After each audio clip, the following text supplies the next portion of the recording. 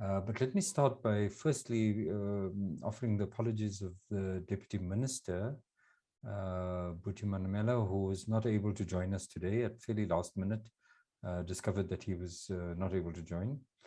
And so for those of you who attended the previous session, Thandi Lewin will present on behalf of the Deputy Minister and will pick up the issue. In order to catch her breath, Thandi has asked that she be given a little bit of time. So I'm making a small change to the program. And I will ask Professor Gerald Ouma to present first.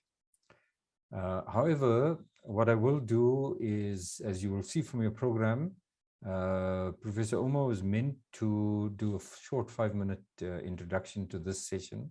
He is indeed a member of the Funding Strategy Group. And so he will do that, give a short introduction to the purpose of the session, after which he'll go straight into his presentation.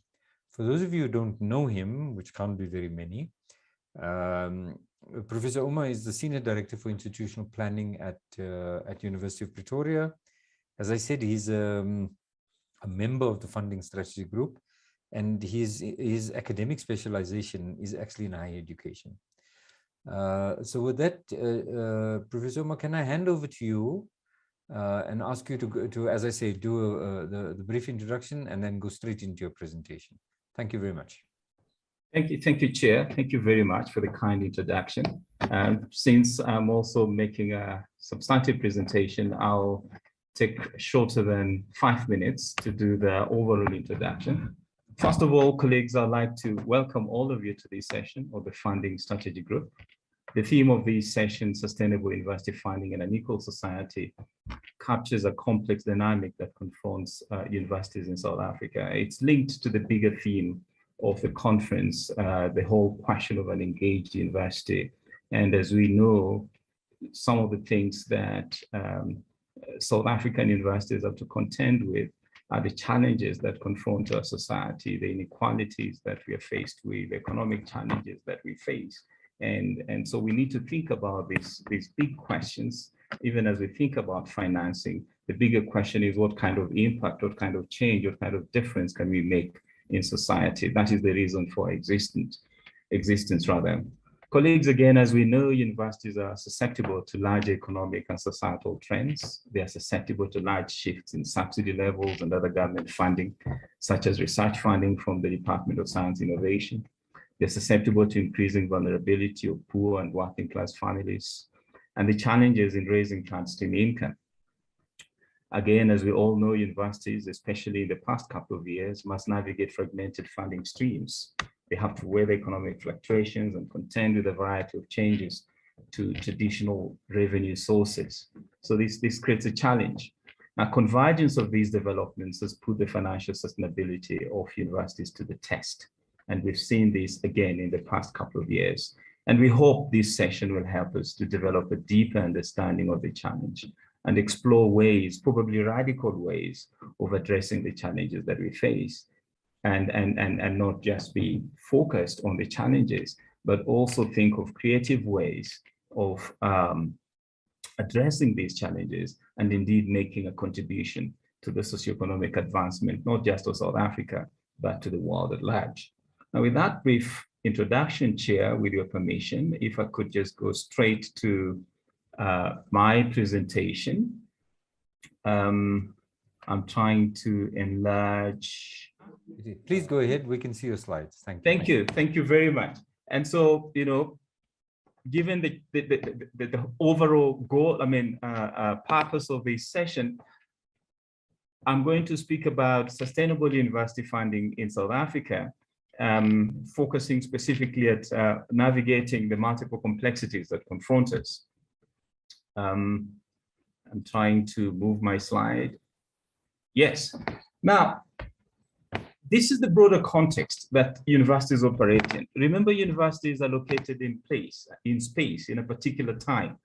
So South African universities are located in South Africa, but they're not just located in South Africa, they're globally embedded as well and regionally embedded as well. So what happens across the world has a bearing on universities in South Africa. So with the outbreak of COVID-19 last year, you know, many challenges that this brought up, but also opportunities that this created around the digital transformation, around rethinking the whole idea of higher education, its relationship with society, the whole question of the public good that we spoke earlier, technological change, which has been which has proliferated partly as a way of trying to address the challenges to human interaction that were brought about by COVID, but also the maturation that we've seen, you know, in these technologies, again, as a result of their proliferation, aggravated again by COVID. Economic challenges, you'll see in the subsequent slides, you know, big concern for South African universities and in fact universities across the world. A big important issue which we spoke about earlier in the earlier sessions rather is the societal relevance of universities. So broadly at the international level, we talk about the strategic development goals. One of the speakers spoke quite extensively about SDGs in the earlier sessions. Agenda 2063 of the African Union, critically important. NDP, the white paper on post-school education, on science and innovation, they set the agenda for universities, the questions that should keep us busy. How do we address these questions? How do we demonstrate our relevance to society? But then linked to that is the increasing demand for higher education. In circumstances like the ones that we're facing, there seems to be more demand for higher education, demands for reskilling, for upskilling, you know, just for opportunity. People want to future-proof themselves. And that has implications from a capacity, from a funding point of view as well. Labor markets, the shifts that are happening in the labor market, automation, this is quite critical. It has got a very important bearing on how we run our business, the kinds of graduates that we produce, the kind of curriculum that we run, how we teach, critically important. The big question of the needs, the not in education, the not in employment, the not in training. We've got more than 9 million, and some of these actually have meet the minimum requirements for university admission. This is a big challenge. Some observers are in fact linking this to the challenge that we had not so long ago in KwaZulu-Natal and Gauteng. Then, of course, historical legacies and current inequities and inequalities in the higher education sector. You know, the challenges that we experience with the historically disadvantaged universities, their location in marginalized areas, and some of the challenges that they experience. So broadly, this is the macro context within which our universities find themselves in, and the tensions that this context creates. On the one hand, being called upon to make a solid contribution to the advancement of society, and on the other hand, having to be sustainable for them to be able to, in fact, make that contribution. So if you look at the economic performance of the country and unemployment, looking at unemployment representing inequalities that we face, you can see how this is performing. Since 2008, we've been doing very well. 2008, when we had that economic depression across the world. Since around 2013, our economy has not grown beyond 2%. Last year, we know it went down by about 7%. It's now growing. It's projected to grow by about 2.2% this year. Unemployment is, however, growing. So it's creating these inequalities, these challenges. We saw that with a huge demand for NSFAS funding early this year, which resulted in the reprioritization of university funding and some of the challenges that created. So this is the context, colleagues. But it's not enough to just look at the economy and to look at unemployment and all that. Let's also look at the education ecosystem, as I call it, all the way through from basic education. Remember, the whole question about funding is to enable university to pursue its purpose, okay? And so it becomes quite critical that we focus on some of these contextual issues, very important. So if you look at our country again, 69% of our children within the age of 3 to 5 are not accessing ECD learning. This is very important from a human capital development point of view. About 27% of our children under the age of 5 are stunted because of poor nutrition.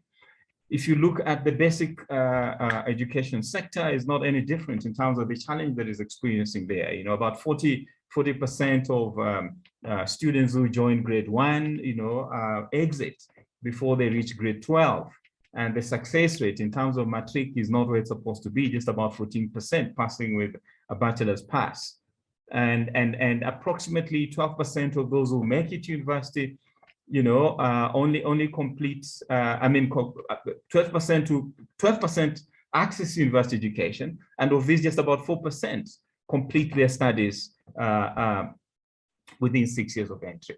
So the picture I'm trying to paint here, colleagues, is about some of the challenges that we are confronted with, both within the education ecosystem, but also within the university. It's very important that universities are efficient in terms of students coming in, exiting in minimum time, regulation time, so that we can create more space to soak in the demand for higher education. But also from a resourcing point of view, the more students stay in the pipeline, we clog the system, we spend more money on them. There's also an opportunity cost in terms of these students going out there and making a contribution to society. So let's look at state funding of higher education. And this point was made earlier by Tandy in her presentation in the previous session. If you look at how funding for NSFAS has grown, and if you look at funding for subsidy funding, the below ground especially has grown. You know, they're getting very, very close. If you look at 2021, 2022, NSFAS is sitting at plus minus 35 billion, and the subsidy funding is sitting at slightly over 42 billion, 42, 43 billion. Now that's very close. That's very close. Now, there are quite a number of implications here in terms of the demand that we are seeing for higher education, but also the inequalities in our system, in our country, which have created these demands that some people have described as unsustainable for bursaries, for funding. You're aware, after the announcement in 2017, families within the 350,000 income bracket now qualify for fee-free higher education. The big question is this sustainable? But this is what we have currently. The question becomes, how do we address this? So there are creative ways of addressing this. You know, how do we create a balance? How do we make sure that the funding that is made available to universities can accommodate the students who are coming into these universities, but more importantly, that we're able to provide a good quality education so that when these students graduate, then they can meaningfully live meaningful lives, you know, once they leave the university. If you look at the distribution of the various incomes that universities receive from the various sources, you can see a trend that the degree of resource dependence is moving more and more towards state funding. Now that becomes a challenge. That becomes a challenge because of what we've already talked about earlier in terms of the challenges to the economy, the demands on the fiscus, the demands for fee-free higher education. And of course, there are other demands on the state fiscus in terms of security, in terms of infrastructure, in terms of health. So that becomes a challenge. The ideal, in my view, would be some kind of a balance, you know, 30% or something thereabout. Of course, this is an aggregate picture. Individual universities have got a different picture altogether. There are some, especially historically disadvantaged universities, which are a lot more dependent on state funding. The tuition fee issue is a very important one, you know, as we know, as you know, colleagues, 2015, 2016, with fees must fall, you know, and forcing us to focus on the tuition fee question and the cost sharing model and the many questions that were asked there, you know, and the challenge that this is now creating in terms of tuition fees as a reliable source of income. Some have argued that for a long time, our cost sharing model was substitutive, whereby the tuition fees that students paid was treated almost as a substitute for state funding and not as something that complements, that adds to what state funding was giving. Now, if you look at third stream income is also going down, which creates a challenge, you know, from a high of 29.3% in 2015, coming down to 24.2%. So it means then some of the monies that we're using that we're generating from third stream income to run some of the affairs of our universities, this money has to come from somewhere now, you know, be it state funding or tuition fees.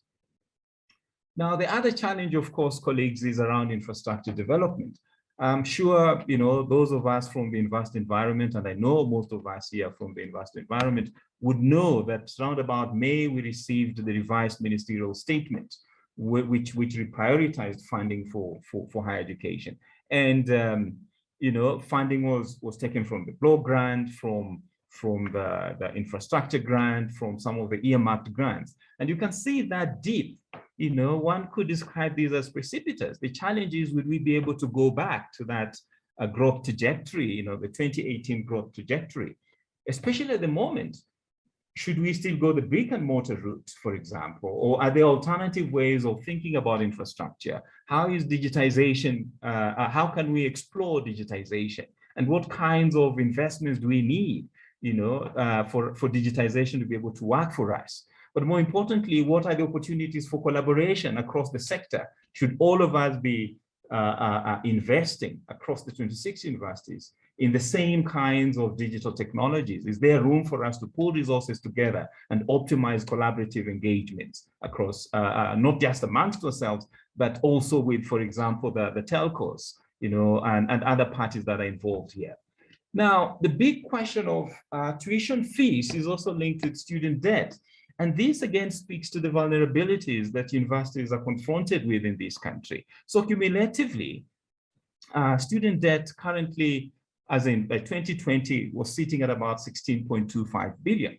Now, this is a big challenge. This is about 52.3%. If you look at the debt ratio, 52.3% of the total tuition fee income that universities would have earned. Now, oh, sorry. No, that was not me. Sorry, I don't know. Okay. Okay. So this slide raises a number of questions. It's about sustainability, of course. It's about the reliability of tuition fees. It's also about the picture it gives us about the situation in the country, the socioeconomic backgrounds that our students come from, and also the need for us then to rethink our cost-sharing model. We've got, on one hand, an increase, a steep increase in state funding for subsidy, for fee-free education. But we're seeing the student debt is also increasing, which of course suggests, as the subsequent slide is going to show, that we've got a significant number of students who are not, of course, supported by this funding, but who have a genuine need for support. So if you look at this is the 21, this is from the Department of Education and Training. This is the tuition debt situation in 2021. So we're sitting at a total of 14 billion. But what I find quite interesting is the proportions for the various student groups. So NISFRA students accounting for 40%. But look at the self-paying students. These are the so-called missing middle students, 56.2%. Again, this is a call to action for us. We need to find creative ways of managing this. And I know many universities are investing in fundraising, in student aid. They're moving money around to try and support their students.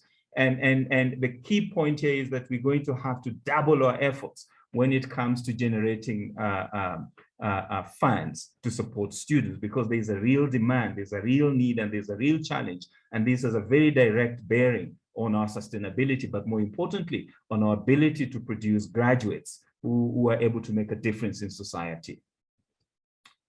So related to the points that I made earlier, just to illustrate some of the shifts and the changes that are made to the higher education budget, looking at the funding for the Department of Higher Education and Training. So if you look at the media time expenditure framework, 2021, 22, 22, 23, 23, 24, some of the cuts that have happened for NISFAS, I think in 2021, if I'm not mistaken, it was slashed by 6.884 billion. Of course, we had to reprioritize funds to try and meet the demand that was coming, from students for NISFAS funding. In terms of universities, again, because of the reprioritization, 7.701 billion. Now, of course, then we lost a lot more, because in May, when the NISFAS challenge hit, we had to move money around to make sure that students receive their bursaries. Now, the big one for me that we need to be talking about is TVET colleges. If you look at the NDP, if you look at the white paper, TVET colleges are presented as the opportunity to absorb the demand for post-school education. That is the area where we want to grow a lot more. Now, if you look at the pyramid, the higher education participation pyramid, we're sitting at around 1.2 million in universities, and then just about 900 million, give or take, in TVET colleges. Now, in other parts of the world, is the other way around. A dominant majority of students are enrolled in TVET colleges. And so we're sitting with a challenge here. So there was a need, of course, to reprioritize money, and we had to take money from TVET colleges included, but this creates a challenge in terms of policy imperatives, in terms of growing the quality of educational provision in TVET colleges, making these colleges attractive to students, building capacity so that we can absorb the demand for TVET education.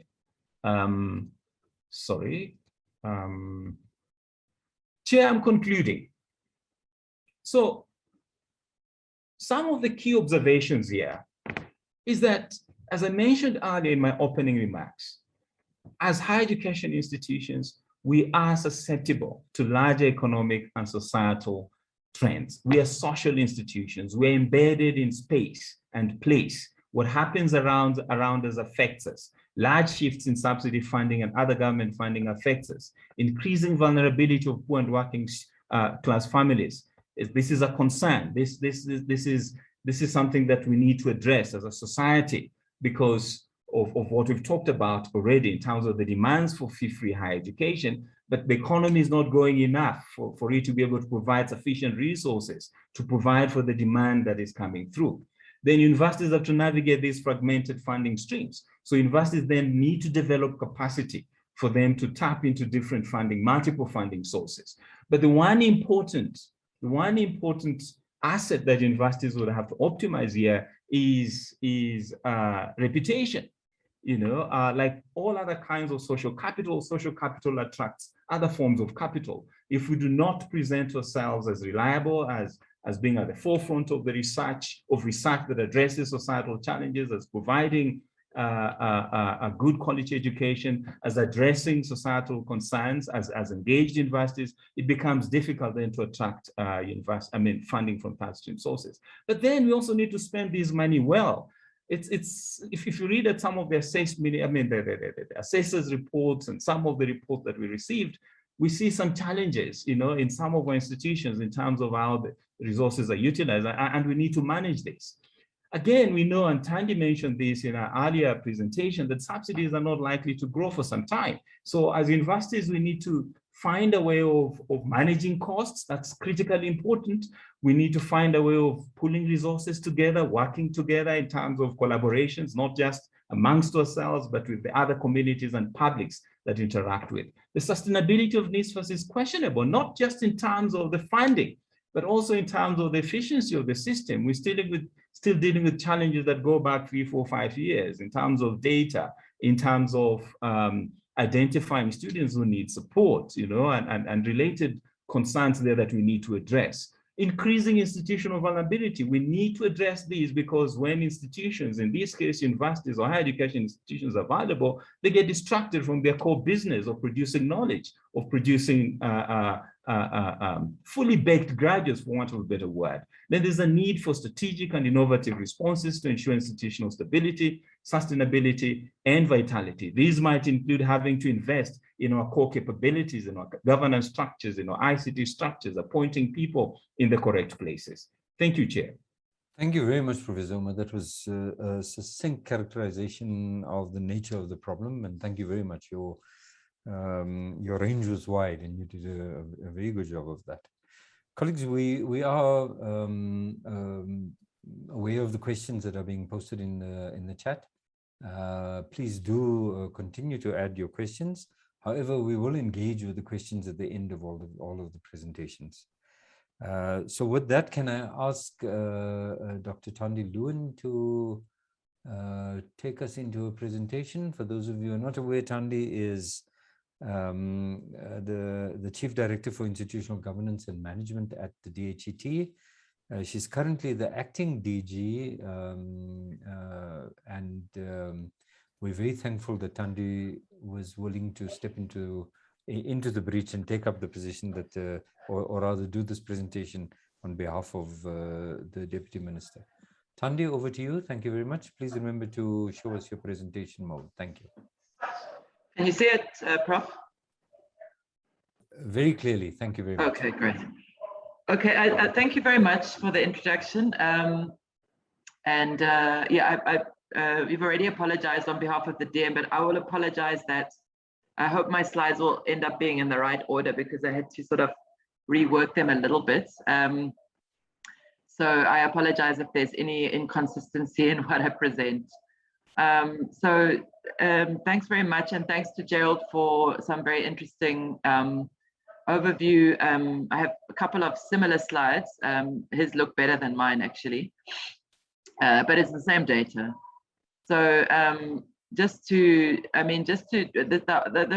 obviously I'm going to talk a little bit about the funding of the system and the funding of students for student support, and the two are very, very strongly linked. And but generally with these presentations, it helps to go back to the sort of policy mandate and understand the policy framework within which we fund higher education, and especially we provide support to fund students. And the mandate is derived from the Constitution, which states that everyone has a right to further education, which the state, through reasonable measures, must make progressively available and accessible. And I think we can talk about how the state has done that over time, and also the origins of our policy in the Freedom Charter, that higher education and technical training shall be open to all by means of allowances and scholarships awarded on the basis of merit.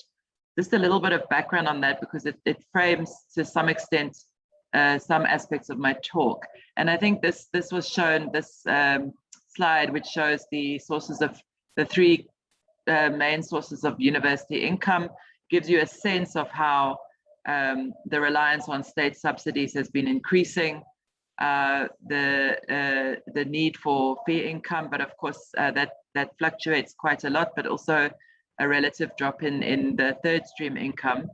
And what the picture also shows, and I think this was in some ways presented in Gerald's presentation, the overall picture shows a significant reliance and a growing one on the state subsidy. Obviously, institutions are differently dependent on the state subsidy, but it is extremely important. This includes the block grant, which provides core operational discretionary funding for institutions, as well as the earmark grants, which are used to drive innovation and specialized additional support. And of course, one of the biggest aspects of the earmark funding is in the form of infrastructure funding. And you saw the slide there of how it's declined, particularly over the last 2 years. We've had significant cuts. When it comes to third stream income, some of the more advantaged and research intensive institutions are generally able to attract more third stream income than others. But however, all universities do need to build their capacity to attract third stream income. And again, something that Gerald focused on, ultimately to become more financially sustainable, and particularly to support research, innovation, and engagement activities. And as he referenced me saying in an earlier presentation in the plenary, but not everyone may have seen it, we are under severe fiscal constraint at the moment, particularly as a result of COVID. And you are seeing certain decline in the subsidy, although if you look at the last 10-year period, there's been a significant growth, and I'll show you a couple of slides there as well. And of course, the NSFAS budget, which includes funding for both TVET students and universities, has grown exponentially over the last 10 years. But why I say it's starting to decline is that we have had reductions in the state budget over the last 2 years. And of course, this year, we also had a further adjustment made in the ministerial adjustment of the ministerial statement, which Gerald also referred to, which was reprioritizing funding from the university budgets, predominantly from the earmark grants, in particular the infrastructure grant, but also, as he indicated, some of the funding, very limited, of course, came from the block grant funding. So we are in a very difficult situation. This slide just gives you a sense of how much the NSFAS grant has grown over time. And you can see that in the 2014-15 financial year, the NSFAS budget was approximately 6 billion, and it has grown last year to an approximate amount of 35 billion. What this slide doesn't show is that with the reprioritized funding that was provided to NSFAS in this financial year through reprioritization from the National Skills Fund, as well as through the universities and TVET subsidies, that amount is now approximately 41.5. So the budget for NSFAS this year exceeded the 40 billion mark, if you include the reprioritized funding that has been made available.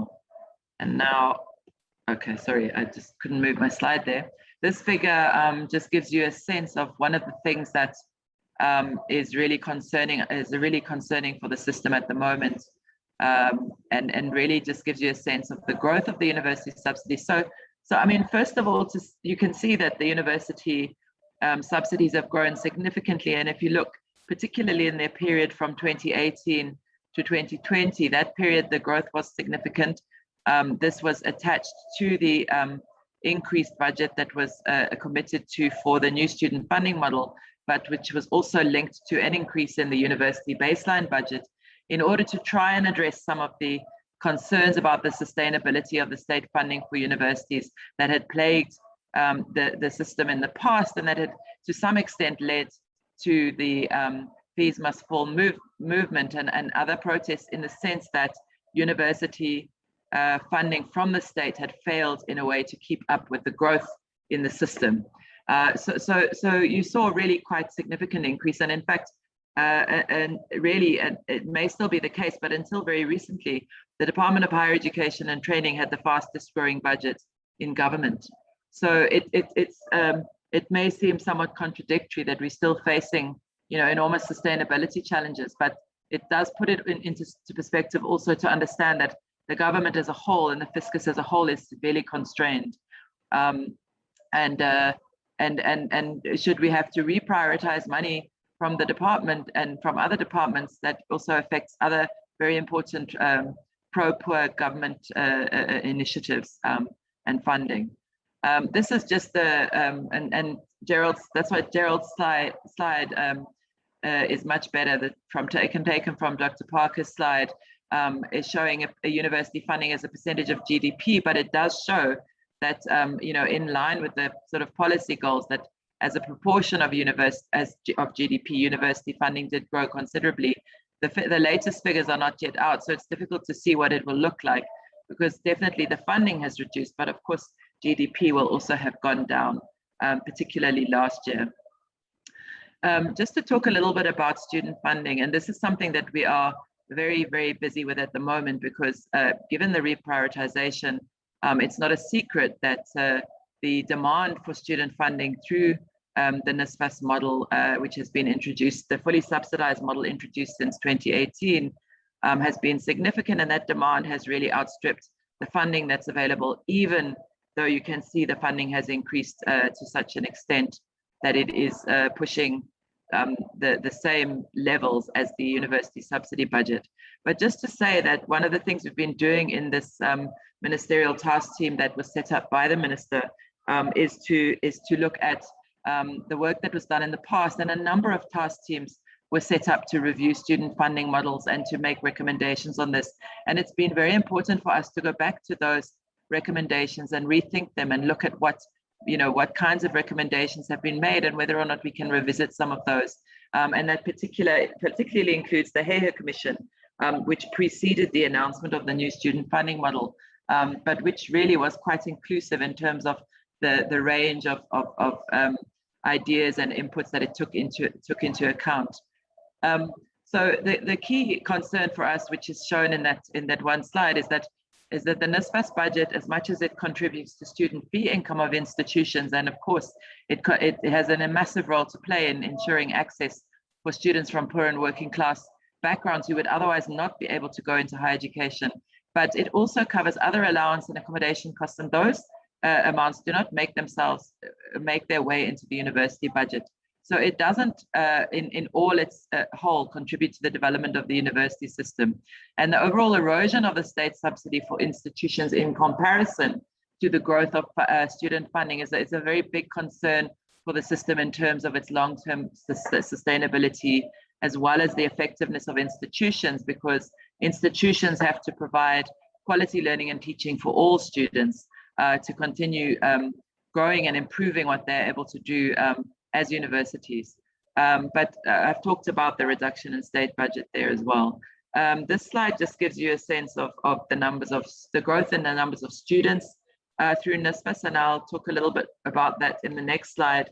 And maybe just to emphasize this, that regardless of what policy is under consideration. Government policy has been absolutely consistent in focusing on supporting access to higher education for students from poor backgrounds. That is, that the high level policy has been to support students who deserve to access higher education but cannot afford to do so, to access and to succeed in first undergraduate qualifications. And we have ample evidence that this works from our cohort studies. Can talk more about that. But essentially, the problem that we have is, despite this huge growth in government funding to support students, it's still not accurate. The proportion of students that qualify for NSFAS has grown. It was bigger than our initial assumption in 2018. It grew to 56% of undergraduates in 2020. And at the current moment, we are funding approximately 63% of undergraduate students in the university system. This is a very high number, and it's not what was originally planned for, budgeted for. And of course, the effects of COVID we are also seeing in terms of the effects on family income. So although students in the lowest income categories are supported through fully subsidized funding, the other challenge that we face is that we're not actually addressing all the funding needs in the system. We talk extensively about the missing middle. The slides that Gerald showed would show you how, to a certain extent, how big the debt is, how big the debt of self-paying or family-funded students is. And ultimately, student debt has been growing exponentially at the same time as we've been putting more funding into student support. And so there's also limited funding for postgraduate students. So these are some of the challenges that we need to try and deal with in the long run. And I've already mentioned this, that the demand for funding has exceeded the availability of funding. And certainly we are seeing a larger number of students qualifying for NSFAS funding. Just in terms of the analysis that we did of work that's happened in the past, and I'm trying to get to my, I just want to get to my, how do I do that? It doesn't matter. But we've done quite a lot of look at what work has been done in the past. And we've been analyzing this as part of this ministerial task team. And as much as we've had lots of advice about student funding models over time, most of the initiatives have tended to be ad hoc. And it's not in a bad sense, but in the sense that we've addressed the issue of poor and working class students in the fully subsidized model, but we have failed really to address a comprehensive student financial aid system. And that's essentially the kind of discussion that we're having now, is how do we address the different funding needs in the system for different groups of students, and adequately address those in some kind of a more comprehensive funding ecosystem. And just to, and maybe to say also, I think I'm nearly coming to the end of my slides, is to say that we're never going to do this alone as government. Part of the analysis we're also looking at is what other funding is in the system, what kinds of organizations, what is the private sector doing? And there is a lot of funding that institutions also make available for student funding themselves. But ultimately, we're going to require a number of multiple different alternative sources of funding, as well as government support, in order to fully address the student funding challenges. And so that's the kind of things that we are grappling with at the moment, looking for alternative funding sources, revisiting some of the recommendations that were made by the Hare Commission, as well as by the MTTs that were established in the past. And ultimately, a comprehensive model is going to require support from multiple sources and working together as institutions, as government, as the private sector, as the banking sector, etc. Sorry, let me just see what's on the next slide. So just in terms of some of the challenges, I've really mentioned all of this. We've got a fast-growing budget, but we're not adequately addressing the student funding issues in the system. We are concerned about the funding of the PSET system. We had significant increases, but we have started to see reductions. The fiscus is under extreme pressure at the moment, and we are likely to be in that pressurized environment for some time. Institutions are going to have to be very aware of that. And this year, of course, they got a big shock and took a knock as well. So I think they are very aware of that. Infrastructure funding has grown significantly, but again, we are seeing now a decline in some of the reductions in budget, and also a very clear sense that we need to be very accountable for the funding that is being spent and how quickly and efficiently it is spent. At the same time, we've had reductions in budgets through research budgets through the DSI and the NRF, we are still struggling to find support for many missing middle students, and we're looking for a sustainable model. The other thing that I will just quickly address, Gerald gave you a clearer picture on the student debt, is in relation to fee regulation and the regulation of fee increases across the system. Essentially, we've in the last 6 years been in a kind of a system-wide agreement on the increase in fees, and we've kept the system working at the same level in terms of that agreement, but we haven't really dealt with some of the inequalities in the fee regimes across the system. And that's something that we need to do through a fee regulation policy framework. We are working on that. We've made some progress. It's only likely that we're hoping to have 3-year agreements going forward. It's likely that this will only be in place from 2023, but certainly it's going to be absolutely essential for the long-term sustainability of the system. And we do need to look at alternative funding sources. This is just a slide to give you a sense of the terms of reference of the task team that is currently working in order to try and identify a new funding model. And it is working parallel, of course, to the current budgeting processes, which are absolutely critical for ensuring some stability at the beginning of the next financial year. I've already talked about student debt, but just to say that the student debt in the system in 2019 amounted to 42.4% of the total fee income received, which is substantial. And of course, more than 50% of that gross debt was impaired. So the ability for institutions to recover outstanding student fees is absolutely important for long-term sustainability and a major risk for universities. And there are many ways in which this problem needs to be addressed. Just on our last slide, the Deputy Minister had really wanted to talk a little bit more depth about some of the inequalities in the system funding itself, and just to acknowledge that, you know, the historically disadvantaged institutions are not financially well off, and they have not generated sufficient reserves to ensure that they're able to be sustainable in the long term, and are therefore highly reliant on state funding. And the department has established a special earmark grant, and this enables the 8 designated universities to receive additional supports which support their strategic priorities. We are now calling this program the Sibusiso Bengu Development Program, after our first democratic Minister of Education, and we are in the process of launching that, and have developed a very strong framework which guides the new program, and will hopefully provide some relief and support to the HDIs in our system. Chair, I hope I wasn't too all over the place, but I'm happy to answer questions. Thanks. Thank you very much for that, Dr. Lewin. No, you weren't all over the place. I think you covered exactly the node points that were necessary. And certainly thank you for keeping in very good time. We're actually doing very well with time. I'm hoping that we'll have quite an intensive discussion. Can I then hand over to Hardy Maritz, who is currently the executive group director, I think he's director for group finance at UCT. Hardy's got extensive experience in financial management in higher education.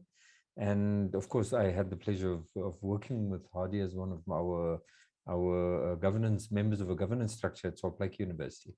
Hardy, over to you. Thank you very much. Thanks, Prof. I'm just going to check that you can all see the slides.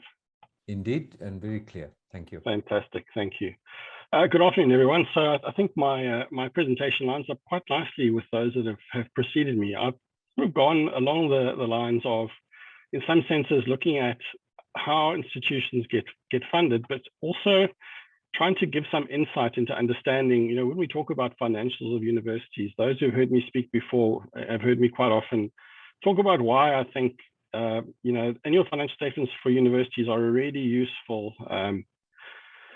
I guess in some senses, a compliance exercise, trying to report how we've done and various other things, but they lead to a lot of skewed assumptions around whether it's sustainability, whether it's around reserves. So I thought I'd put up this, it's a bit of a horrendogram, but what it tries to do visually, and this is a UCT example, but it applies to pretty much any institution in the country. So on the right here, you have council controlled activities. So again, your tuition and related, what we call teacher activities in here, student housing, Don't worry about too much about the theatre, and obviously our various CapEx and other related projects. So these are the activities in which we talk about state funding, talk about state subsidy, or talk about tuition fees. They flow through this set of activities, and they're reported as such in our financial statements. Then we get into designated activities. So again, these are activities over which council has no influence. Council can't take money, for example, out of a DHET earmark grant and say, well, we'll pay Mr. Maritz's salary from that. So if we receive the money, we do the activity. If we don't get the money, we don't do the activity. There's not much of a sustainability focus in this area. By and large, if you get the money, you do it. If you don't get the money, you don't do it. Donors and that sort of stuff will be in here. The problem in some senses, though, is that this money is on our financial statements. It shows up on our balance sheets and our income statements. Income statement's pretty easy to explain, but when you get to a balance sheet, and I'll use the UST numbers, but again, this is where things get a little misleading when you use financial statements to analyze sustainability, is you'll see things like land and buildings. Well, land and buildings for universities are unalienable. You can't sell them off to raise some cash to pay the salary bill. Some of us have foundations, which again, the returns on those foundations obviously flow into activities over here. But I can't take an endowment that I receive from someone and say, well, let me cash that in to pay the salary bill or meet some expenses. So when you start doing some analysis on university financial statements and you include these sort of numbers, you lead to very, very skewed metrics on what you think sustainable numbers look like. And I'll get into those a little further. The other bit here is not that important, related party activities. So one we all relate to here in NSFAS. So universities all obviously receive funding from NSFAS, but we're simply a conduit. We use the money to settle fees. Whatever we don't use or overuse goes back to NSFAS. So it's just we're a facilitator of that. In this case, talking about investment activities, these flow into all of these in various ways. But I think the thing to focus on when we talk about sustainability of universities, we're talking about this bit here. And unfortunately, when you use financial statements for analysis, you kind of use this bit as well. And that leads some, I guess, really skewed assumptions and probably some incorrect takeouts. So, I mean, when we get into sustainability, it's a fairly simple statement to make. If we balance the revenue, and again, when we talk about those pink blocks on the previous slide, we're talking state funding and student fees. I use UCT's numbers, but they're not different for everybody else. State funding, sitting at about 42% of total revenue, student fees somewhere around the same. So you're talking for a university like UCT, if you're focusing on teaching-related operations only, those two are 85% of revenue. The balance is third stream income, and I'll talk about that a bit later. Operational costs, very simply put, staffing. Our second biggest item there is financial aid, our own money. This year, I think we spent about 250 million rand of our own money. But to give you a sense of total numbers, and these talk to some of the points that Thandi and Gerald spoke to earlier, our budget for 2022 at this point suggests that 1.1 billion will be spent supporting UCT students in respect of various forms of financial aid. And that 1.1 billion is funded from a number of sources, NSFAS being the biggest one. We fund missing middle out of our own funding. Next year, we will spend about 45 million rand on that missing middle. We fund from the 300 up to 600 on a sliding scale. But if it gives you a sense of exactly the numbers that Thandi and Gerald have talked to in that missing middle cohort, it's a really hard one to deal with. And again, if we try and balance those two things, we end up being financially sustainable. It's quite a simple statement to put out there. It's a lot harder to do in reality. So talk about a few points, and most of this talks to thinking ahead. And the reason I talk to thinking ahead is that without thinking ahead, we kind of never really get to thinking about what does sustainability mean over a period of time. Generally with a lot of institutions, we tend to think of running them on what I call the great benefactor basis. And unfortunately, that's the way a lot of thinking in state budgets happens. By and large, the state will give you a check for the year to run your department, and it's called 100 rand. As long as you spend that 100 rand doing what you're supposed to do, the state will write you another check for 100 rand next year. It doesn't really make you think about the long term. And so I think a key shift for universities in the last couple of years has been trying to think about this on a longer term basis, and knowing exactly as Thandi and Gerald have said, state funding is under pressure, and again, trying to work out what your own path in this is. So again, the slide here is fairly obvious. Thinking ahead must be embedded. State funding, we've talked about uncertainty. We've talked about the recovery taking longer than we think. And again, to talk to some of the numbers that Thandi and Gerald shared. So I'll give you the 2022 numbers, which again, give you some sense of the scale of the problem. For those of you who've unpacked your 2022 funding block grant, you'll see that the system in terms of number of students in volume is increasing at around 7.9%. That's per the plan. The actual block grant's increasing at closer to 4%. So what that means in reality is if your institution is growing at 7.9% in terms of new students in next year, you will get an increase of around 4%. If you're doing anything outside that, guess what? Your numbers are actually going backwards at a rate of knots. So those years in which state funding went up substantially, those were probably the first time in around 15 years that allocations in terms of the block grant were actually in excess of the volume growth in the sector. So what's masked in those total numbers is the correlation between student volume growth and actual growth in the block grant. I did have a look for the numbers. I do have them somewhere, but I didn't pick them up in time. So again, I think Thandi and Gerald talked to the challenges around COVID-19. I think the state was always going to have a challenge funding what it had before COVID-19. I think that just accelerated the challenge. The fee regulatory framework again in process, and again, all the reasons for doing that are well understood and they make a lot of sense. It's trying to manage the idea between, you know, affordability, student debt. Gerald's put up the numbers. Those are you know, really alarming numbers. Talking about third stream income. So again, I think the numbers put up previously are total, and again, I wouldn't talk to total. I talk to what we can have that council has influence over. You know, if we have a research contract with the Gates Foundation, as an example, that's got to be spent on what the research contract says. Again, we have no choice as University Council on where that money can be deployed. It's used for the purpose for which it was given. So we've learned some lessons through COVID-19 and the last couple of years, and increasingly, I'll put up some numbers. So UCT, for whatever it's worth, has 2 hotels from which we generate revenue. Prior to COVID, in a good year, they would generate a net profit of somewhere around 40 million rand. So 40 million rand is certainly not an inconsequential number. But when you think about some of the losses on state funding, and use subsidy as an example, and I can use my own number for next year, we'll go backwards by some 60 million rand. No matter how well that hotel operates, you're never going to make up a gap of 60 million rand. So increasingly, what I think the issue around third stream income is to align them to core business. And in core business, I mean teaching, learning, and research.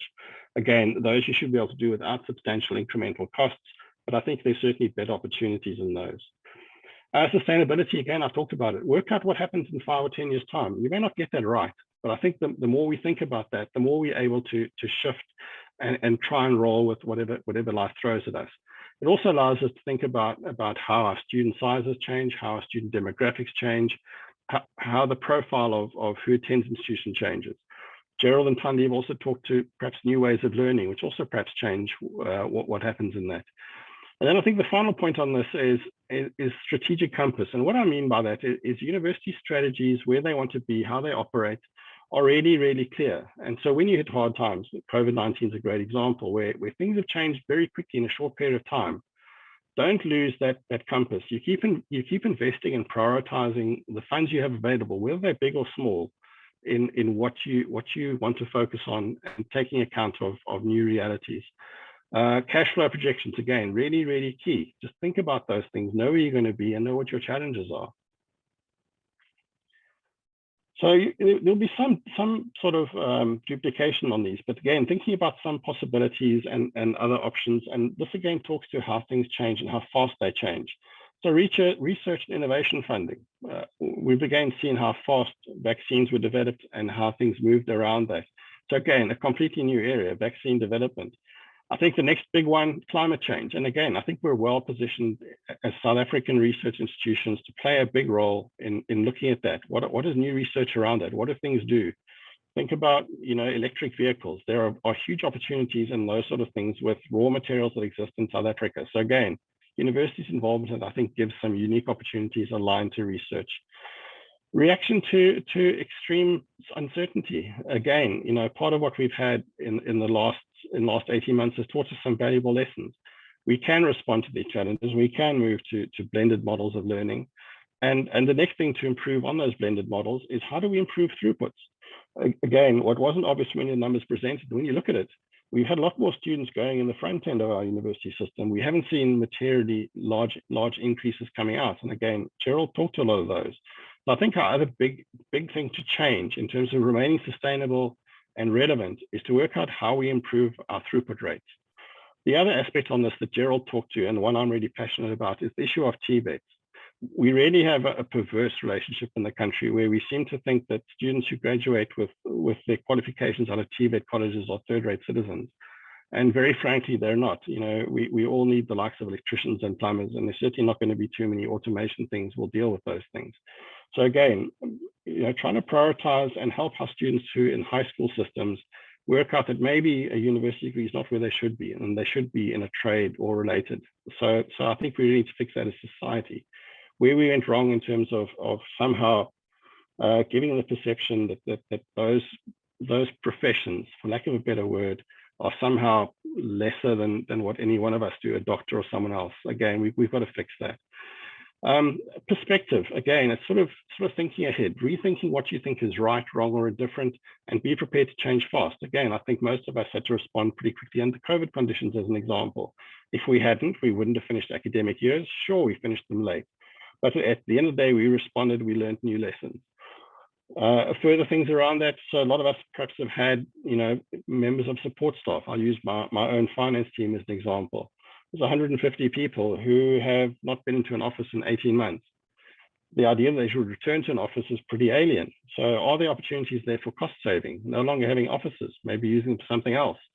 Talking about restrictions on infrastructure and efficiency funding. Well, perhaps if we don't need to spend money on buildings we already have, there's certainly ways we can reconfigure what were administration spaces and use them for academic or other purposes. There must be some really big opportunities down there that mean we don't spend as much reconfiguring those sort of things. So again, you know, looking at what those opportunities give us. We've had a fantastic test case, it works. It's just how you do that. And again, I think the issue here of cash and cash flows has been mentioned. If you don't have cash, you actually have no options. So, excuse me, let's take a drink of water. If you don't have cash, I equate it to a runway. While you have cash to make choices, you have a long runway. Oh, sorry. And so you can make changes to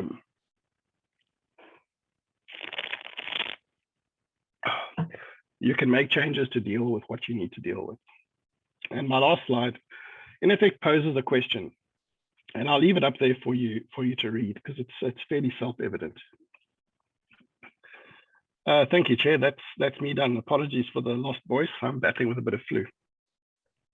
Oh, that's fine. Thank you very much, Hardy. And that really was a very useful exposition of the nature of the beast from the perspective of the university, and the opportunities that we have for pulling the levers that will make the changes we're looking for. So thank you for that. Can I then hand over to our last speaker in the session, Phumelelani Mshumi, who is currently the SRC president at the University of Western Cape. Phumelelani is an honors student in philosophy at UWC. Phumelelani, over to you. Excellent. Yes, thanks, Chair. Thank you. Am I audible? You are, and we can see your slides. Thank you very much. Thanks again.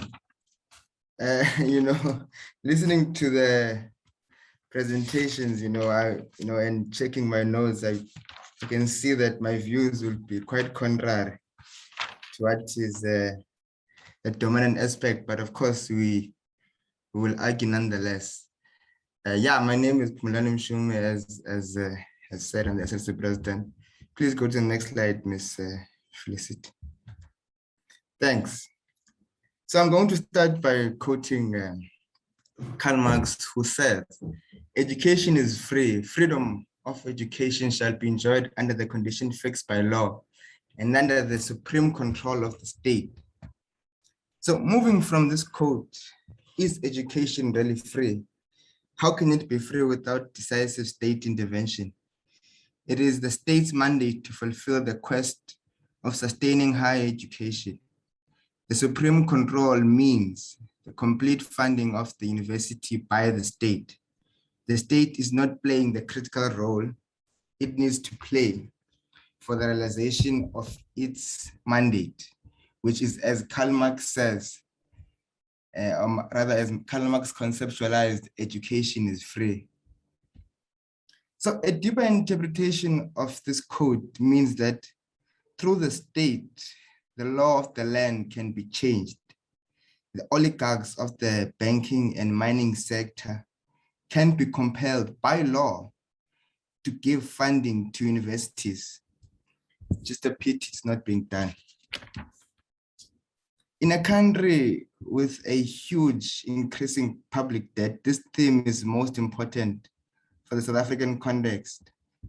A shrinking economy made by corruption further makes this question intricate, but answer it we will. Please go to the next slide. So of course, we must contextualize better, as we said, where we are. And, we must never run away, to be explicit of the question of the neoliberal policies, that put us where we are as a country. The neoliberal policy approaches pursued by the ruling party have worsened the condition of the poor and working class. It is through COVID-19 we have seen a highlight of the structural inequality of this country, underlined by racist, sexist, and class contradictions. The economic apartheid that burdens us today has trickled down to higher learning, to the higher learning sector in an unbecoming nature. Children of domestic workers, gardeners, teachers, and petrol attendants, and other working class and unemployed people find themselves in townships and in unfavorable circumstances till today, because there is a growing demand for education, but the department is not prepared to grow the sector in order to accommodate us. The sector can be understood as creating skilled and semi-skilled people to further substantiate the positioning of the white bourgeoisie of this country. And I'm trying to, by all means, to be as relevant to the topic as possible in terms of our contribution. So it's clear to us that there are these reproduction aspects going on in terms of this neoliberal aspects, but as we said, we must never shy away from dealing with them decisively. I'm just trying to be as I said, as relevant. So the theme is what breeds the key points. Please go to the next slide, sorry. So the theme is what breeds the key points of the presentation. Those 3 points, sorry, go to the previous one, sorry, the 3 points one, thanks. Should have took this one upon myself instead of giving it to you. Now I'm giving extra work, sorry. The 3 points are, as stated, the relationship between the state and the universities. The second one is the government's participation in funding universities. The third one, and I think the most important one for me as the SRC president, is what is to be done from a student perspective. So as we were saying, that the theme is what breeds the key points of our presentation. Those 3 points that I wish to carefully evaluate from the theme is what I've identified as a part of the critical aspects that feed to either a sustainable funding nature of universities or the collapse of them. Please go to the next slide. So we categorize the relationship between the university and the government of the day as quite complex. But before I explain this complexity, for the sake of the discussion, I will be making a key distinction between, of course, the subsidy that we're all aware of that is decreasing, and the student funding, for the sake of this discussion, as I just said. Of course, for the sake of the audience as well, the student funding is explicit in terms of, or rather conceptualization is explicit of bursaries, scholarships, and other private donors, but it's more clearly underpinned by NSFAS that we are all aware of. So the understanding of this complexity is the high level of uncertainty created by the government in funding universities, and this refers to both aspects, to the subsidy and to the funding of through NSFAS. Uncertain because the discretion of the funding is entirely a government obligation, and in that waiting game, funding could decrease as it has in previous terms without any alarm. As a result, that causes aggravation for a lot of us here on the ground. And of course, without any push or shove, it unwittingly creates leaders such as our colleagues in the student space who become very agitated and arrogant towards not only the management, but the government itself. So, an example that we put there is that, there's till today, as far as my knowledge serves me, is that students haven't been paid for from NSFAS. This refers to tuition and the living allowance as well from last year. This creates these problems on the ground, and as you said, we as students will want to confront someone when we feel as if we are supposed to get something that we are not. So the very reason we are discussing these problems is because the gains of 1994 are not moving in a favorable pattern for the people.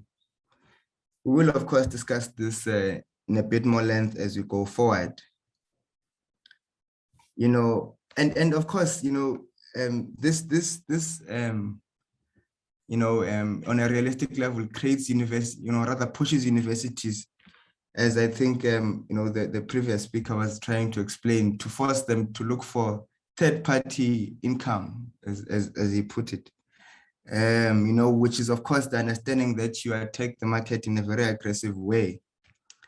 So the plans by universities to reduce dependency on the state, we want to comment by aggressively getting their small share in the neoliberal economy is quite frankly unsustainable. That's our position. Please, next slide. So ours is that universities must never be fully autonomous. And of course, as it relates to funding, the state must play its role. The central figure in funding universities must be the state. Despite the will to be independent by universities, that call is a long shot, as we just proposed. We must categorize that aspect as purely and primarily as excitement because not only is it unrealistic, at least in particular for previously disadvantaged institutions, but it's a long shot because it is such a financial burden that will turn universities to corporate businesses, and that's not the mandate of a university.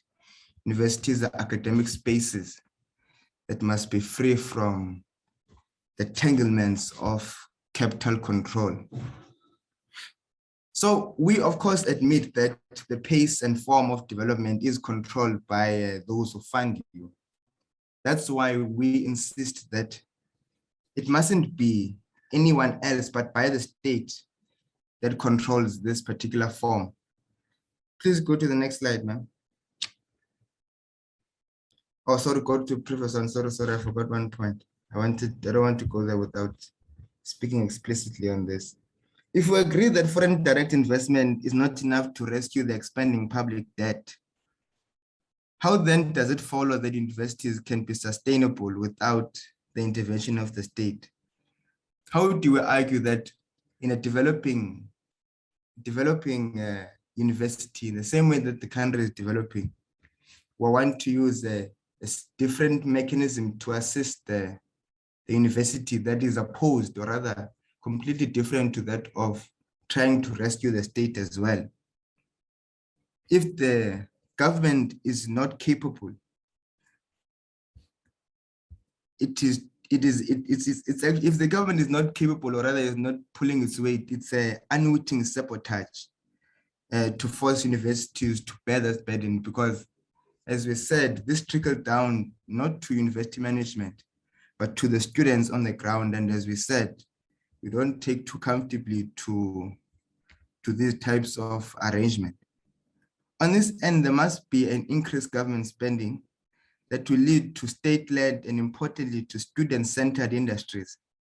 This must be a deliberate action to have a state-led initiative of this nature. Please, next slide now. Thank you.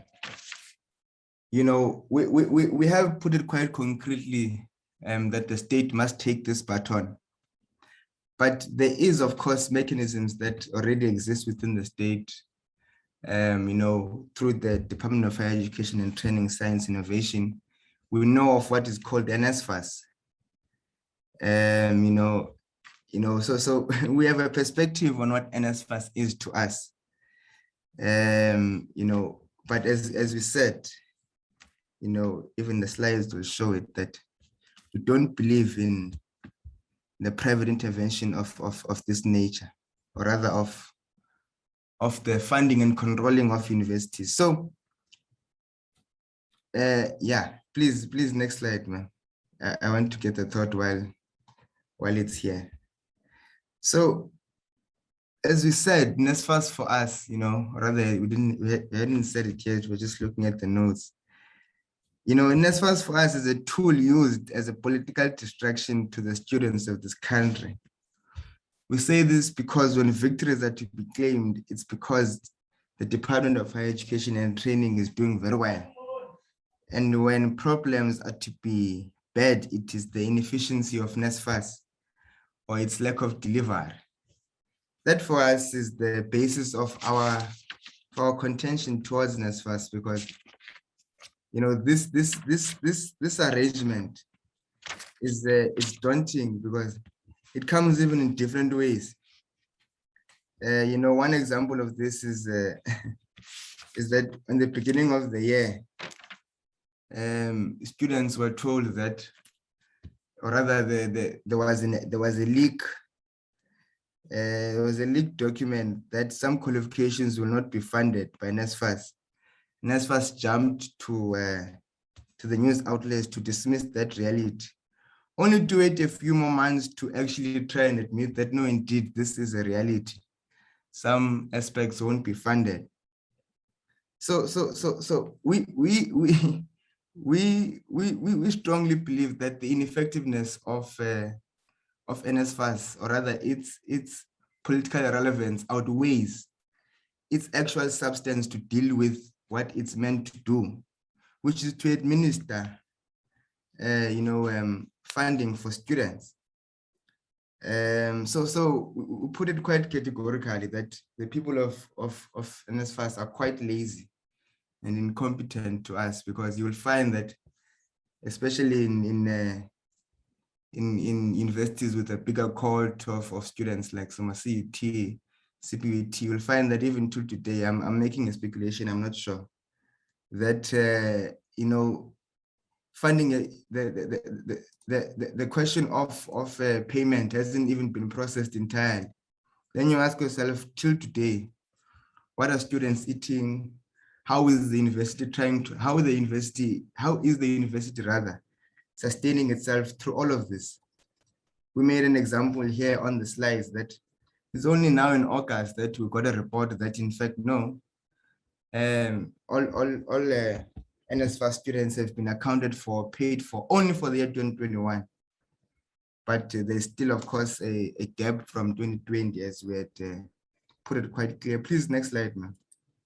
So once more, we just want to highlight our position in terms of the private sector in this whole arrangement, that we must never be put in a position where we must go and challenge the banks, because we will do that.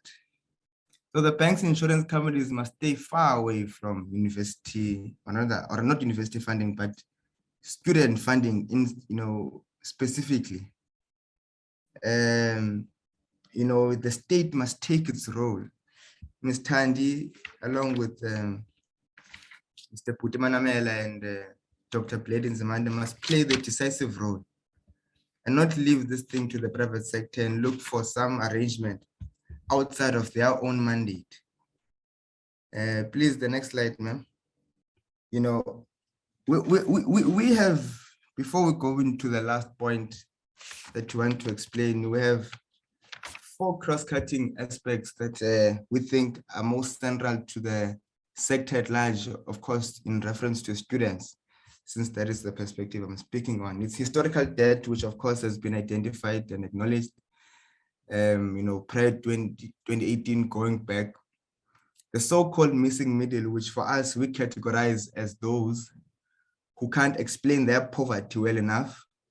The third one is the illogical process of appeal and the restriction of N+2, which also is quite illogical when you look at it as plainly as it comes, because appeals will seem to you that they are being addressed, but they're limiting within their nature. You can't say I must appeal and then in the same breath say to me that I've exhausted my time in university while not even acknowledging or even trying to interpret my appeal.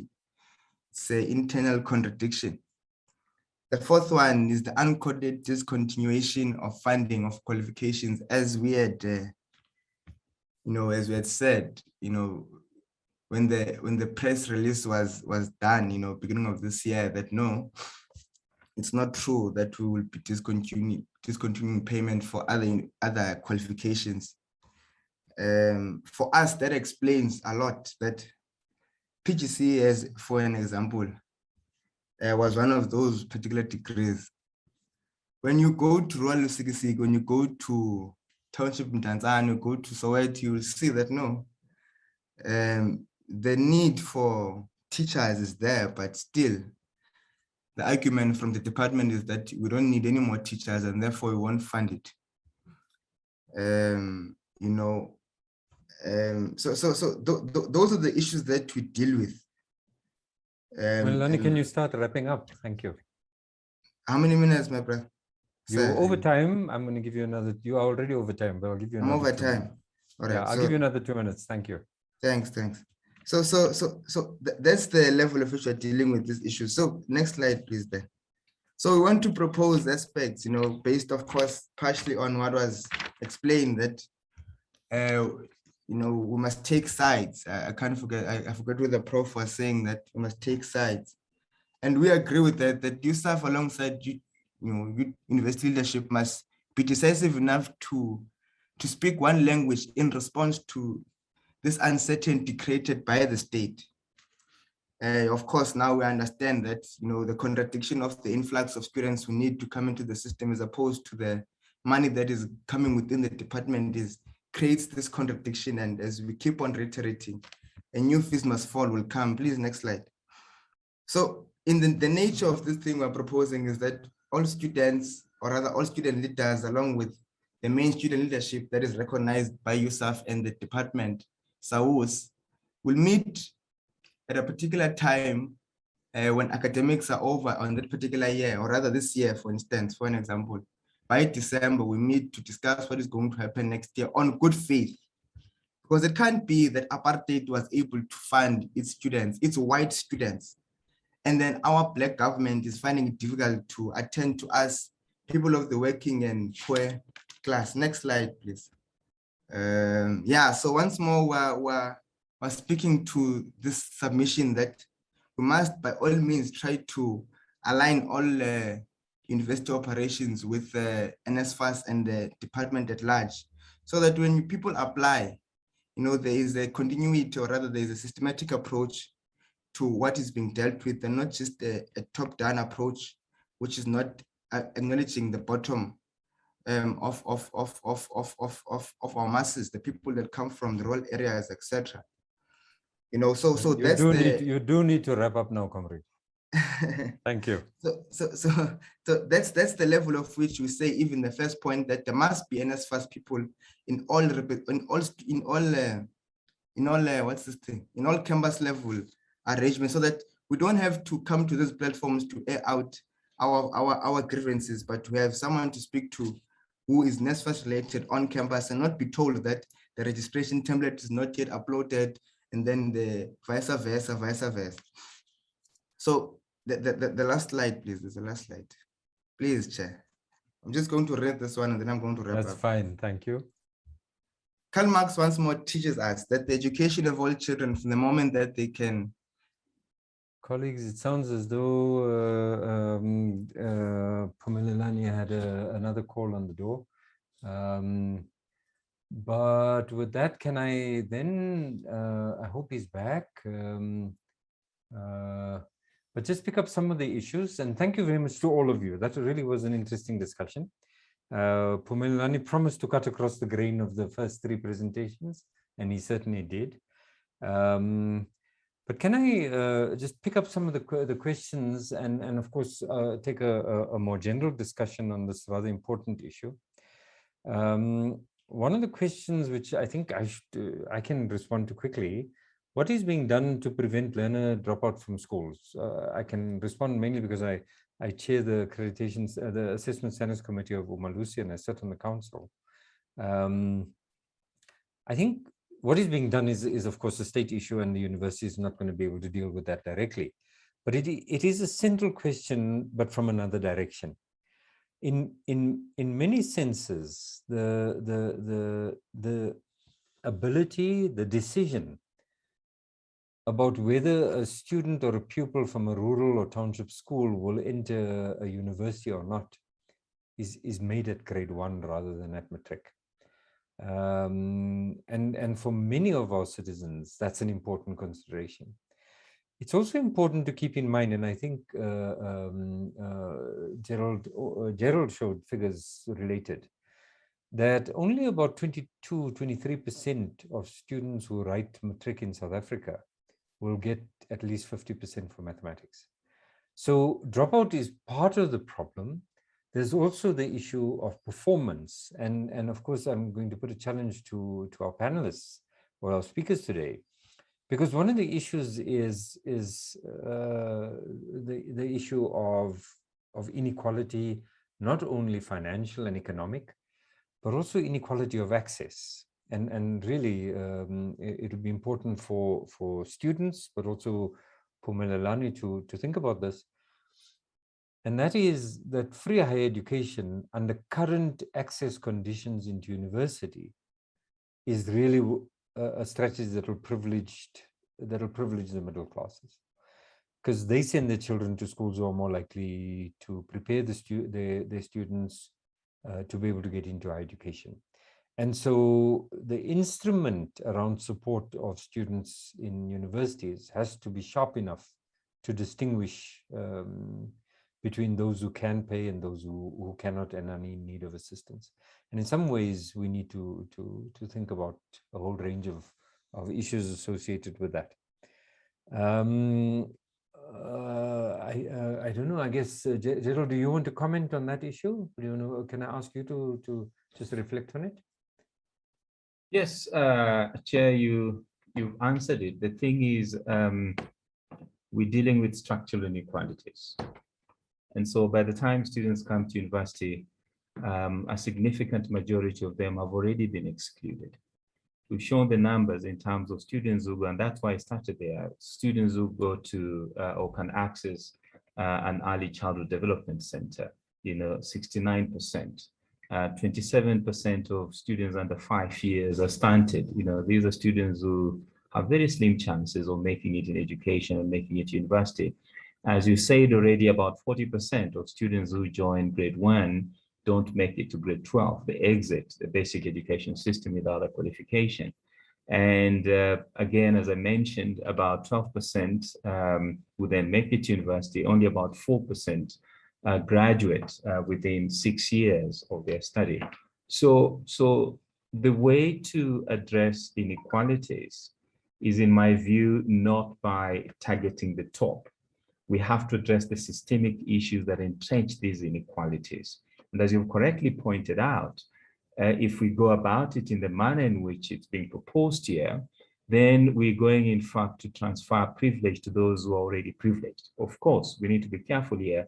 We have quite a number of students who come from difficult circumstances, who then, go through the challenges that they have to manage and make it to university. We need to find a system, a robust system of supporting these students. We have to have mechanisms in place of identifying talent where we can find it and supporting it.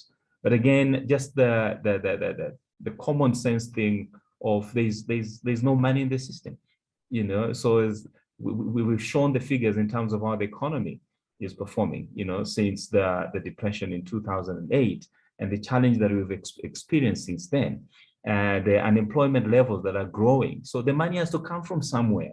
And where is this money going to come from to do all these things that we're talking about? So we have to have trade-offs, because simply, as I said, at a practical level, the money simply is not there, Chair.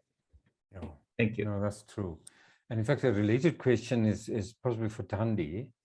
NSFAS owes higher education institutions around 16 billion rand.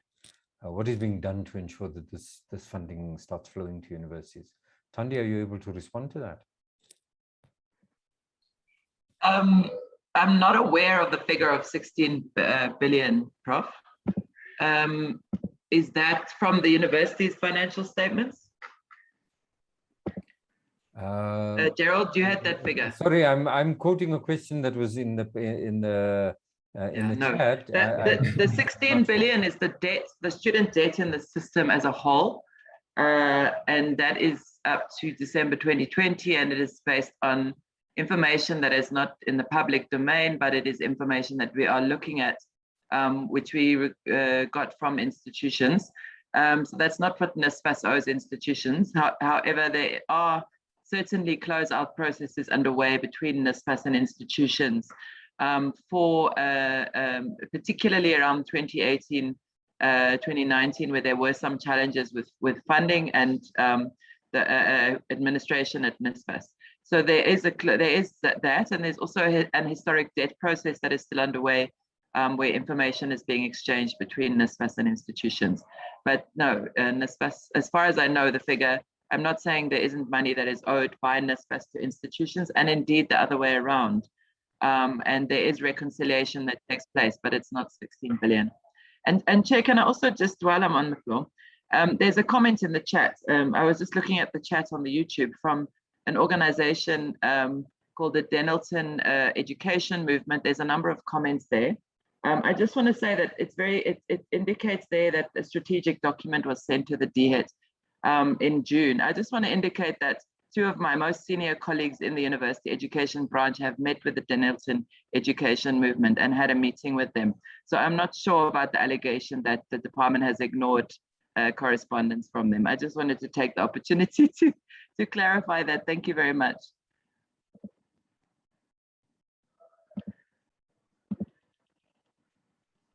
Prof, you're muted. Apologies, I'm mute. I haven't seen those comments, but thank you very much for dealing with them. Thanks. I guess this is a question which I'm going to ask Hardy to respond to, but also I imagine that Phumelelani would want to respond to. The issue of third stream income, and Phumelelani referred to that a lot. And Hardy, your point about the fact that this is really encumbered income. Usually third stream income is encumbered, and it's directed to a particular project. It is necessary, it pays a few salaries, it covers a few operating costs and so on, but essentially the utilization of that funds is ring-fenced, and the Vice-Chancellor can't go and buy a new carpet for his or her office, and importantly, it cannot be used for student fee costs. The question is, how do we raise third stream income that benefits students, particularly those from the missing middle? You've spoken about UCT taking money off the budget line and funding that, but are there opportunities for this? And Hardy, can I just extend the question to ask for you to reflect on this? What are the opportunities for an engaged university that is seriously engaged with its city to reduce cost lines. I mean, one of the obvious ones was in Kimberley at Salt Lake University, because we made such a strong argument that the fact that the university was leveraging the local economy through its procurement processes, through its infrastructure development, through its employment practice. In fact, we ended up being the second largest employer in the province.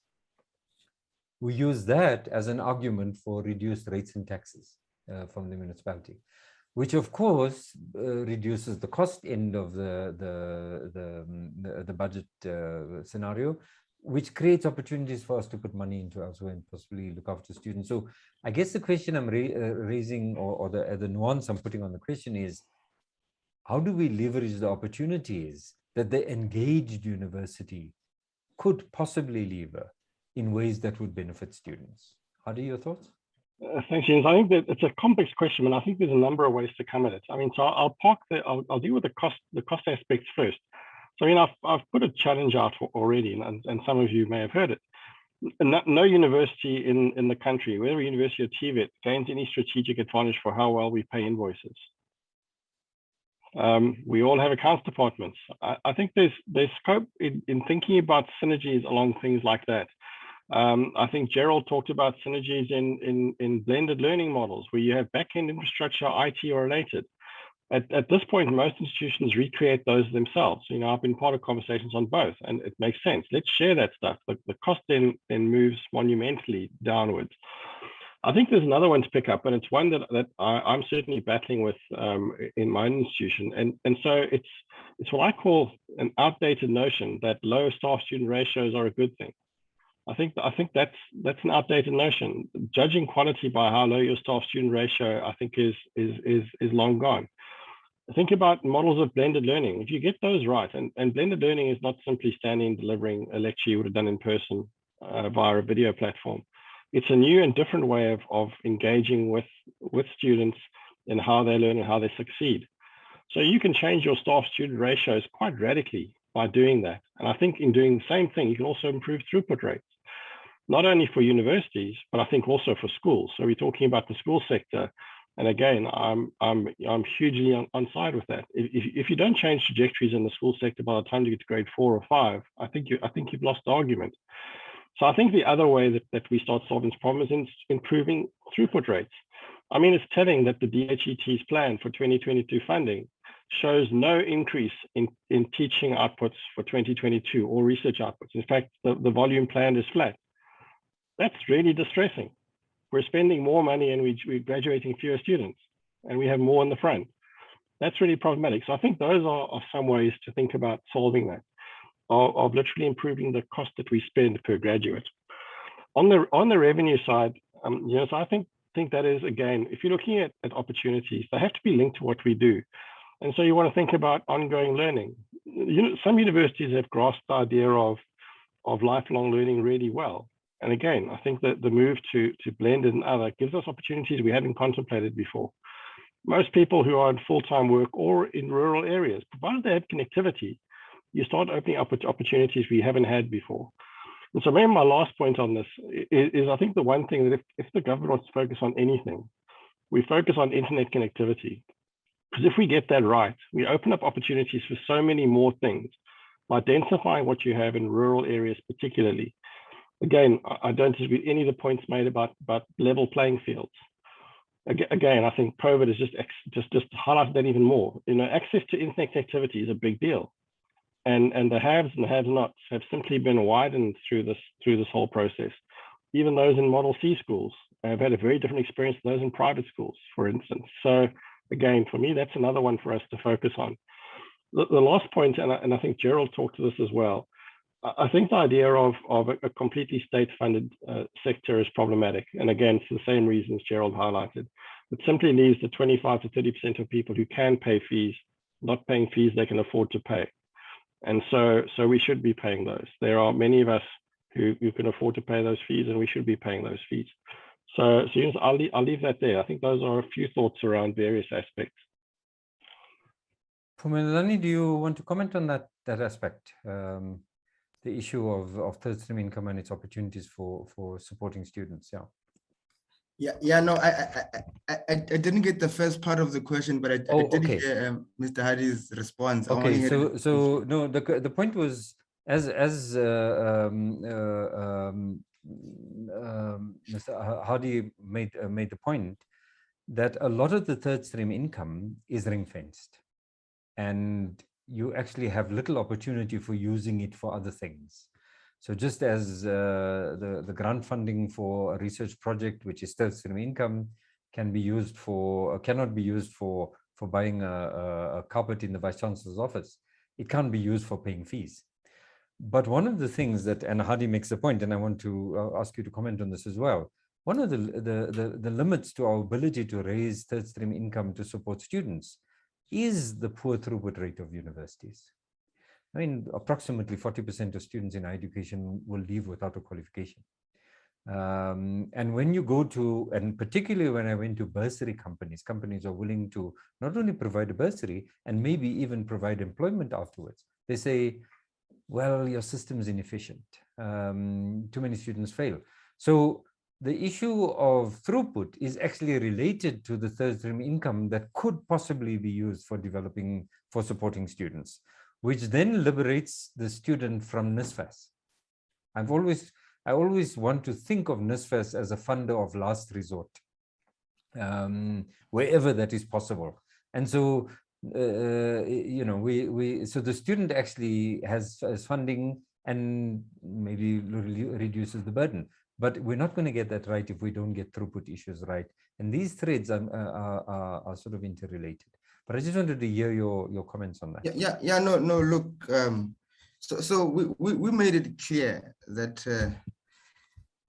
the question of you know, private intervention in the sector as a whole must be made conditional. So this even in answering this particular aspect, even within this, you know, throughput aspect, you know, it must be made conditional. I don't share the sentiment that NSFAS is the last resort. It must be a primary resort, you know, the primary turn to for students which are in the majority, who want to come to universities but can't because of financial, you know, implications. So that's the manner in which we see this aspect. So of course we don't insinuate that people who can afford, you know, mustn't pay. If you can afford, if your parent is a minister, parent is a chairperson of a multinational company, it doesn't make any sense for you to not pay. But you must treat these aspects as distinct. The question of someone who can't afford is quite different for those who can afford but don't want to pay. But also it trickles down to the aspect that it doesn't mean that someone, by virtue of not being able to pay, must now go sell themselves, their soul, so to speak, to the private sector. So that's our view with these aspects, that, you know, the question of the, really, on a very honest level, the question of the private sector really having a large control of the labor market is partially the reasoning, you know, that, or rather not the reasoning, but the legitimizing aspect for them to say that, no, we know that you rely on us. We know that the only aspect, you know, the only people that you know, who can attend to the question of funding is not that incompetent state or the incompetent government, it's us, so come to us. So we want to remove that arrogance. It must be decisive enough to say that the state must lead it, because the mandate of the state is unlike the private sector. The mandate of the state is to cater to the people. It, as a fundamentally, a fabric is different. So that's really the perspective, Prof. You know, so we're clear on the question of the private sector as a whole. I don't know whether I've touched on the answer. No, that's great. Thank you. And I think all of us would agree with the point that you made, which is that the issue of student fees and payment of student fees cannot be left to financial institutions. I mean, in the US now, that's exactly what they did. And today, student fee debt in the US is larger than credit card debt. It's predicted to be the next bubble to burst in the US. But, and we're not going to have that kind of solution, and we should not be having that kind of solution. I do think, however, that the reality of a state that is constrained in budget needs to be dealt with, and we need to find solutions to that. I want to go ahead, please go ahead. I did forget one point. You know, because, you know, I'm sorry to interject, but, you know, this entire logic for me, I even wanted to present it, you know, as a problem. You know, the logic, the logic that, you know, the state can't expand its revenue base to accompany the question of student funding, or rather any, you know, aspect of public good. It's not true. It's not true that the state can't reform its aspects of revenue base, whether it's industrialization, protection of infant industries, whatever the mechanisms are, but it's not true that the public sector can't play the role that the private sector is already playing. It's possible for the public sector to own large-scale companies, you know, to create the revenue that's necessary. As, you know, Mr. Hardy's university is doing with those 2 hotels, it's possible, as it's done in Cuba, I think, if I'm not mistaken, you know, for a state to own a hotel. So it's not a far-fetched idea for the state really to expand itself in relation to attending to the issues of people, and in this particular context, the student. I wanted to just make that point quite clear. Thanks. No, and well articulated. Thank you.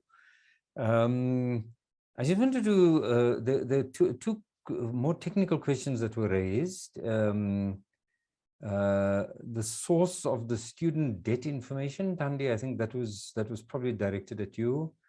And then there was a question about, does fee income in the presentations, both Thandi's presentation and Gerald's, does fee income include NSFAS income? Yes, the answer is yes. And so universities that rely heavily on NSFAS as for its fees automatically rely heavily on the state for its operating budget. Yeah. But the source of student debt information, Thandi, I think that was just collected from universities. Am I correct? Do you want to answer that? Thank you. Yeah, in fact, that was data that Gerald presented. It's what data that we've been looking at that we collated from institutions earlier this year as part of the sort of, part of many aspects of the review of student funding policy that we're doing. But it's not publicly available information at this point. It was collated from a special questionnaire that was sent to institutions, and looking at debt, because we have, you know, the information we get from the annual financial statements is always a, you know, it's the audited data, so it's always a year in retrospect. So the latest audited data we have is 2019. This was trying to get a sense of how it may have increased in 2020. Thanks. Yunus, if I can also add on that fees line in financial statements, so you're quite correct, it does include the NSFAS, but what it doesn't include is self-funded financial aid. So this is where accounting conventions get a bit complicated, but the current accounting rule says that cannot be disclosed as fee revenue. So it's actually netted off, you know, with a lower number, just as a matter of interest. Okay. Colleagues, this is a fascinating conversation. And of course, I've got lots of other issues that I can pick up here. But I'm reminded that we are already 15 minutes over time. We'll blame the students as we normally do. No, I'm teasing you, Phumelelani, don't worry. It was really it was a fascinating conversation, and I did take my eye off the clock. I think it was Felicity who reminded me that we are now over time. So I'd like to bring this conversation to a close. Thank you to all of you for really engaging presentations. Thank you for putting in the sort of intellectual effort to raising interesting intellectual points that made us think differently about the way in which we fund universities. To all of you, thank you very much. To the audience, we look forward to seeing you at the conference tomorrow. Do go safely, be well, and rest well tonight. Goodbye all.